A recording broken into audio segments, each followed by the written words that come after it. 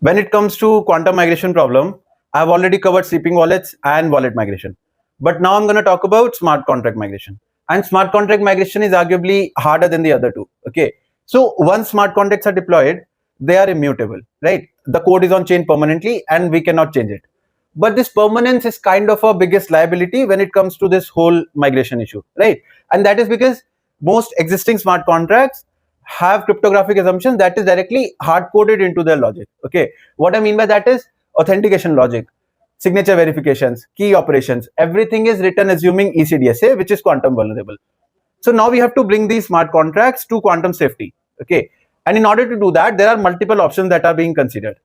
I want to mention three options out of those.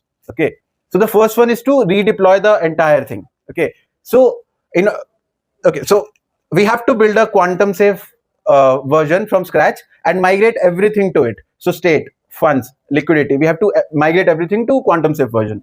But imagine doing that for a DeFi protocol with billions of dollars in it. Just one migration error and the entire funds will be gone forever, right? So this is the risk involved in this option. Now the second option is to have the wrapper contract.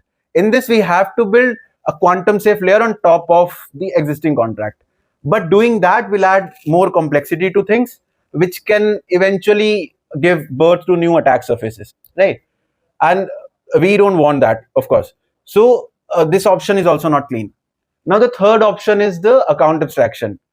This is kind of a more promising direction, but this is actively being developed on Ethereum. And this allows wallets to define their own signature verification logic. So potentially allowing quantum safe signature without changing the whole protocol.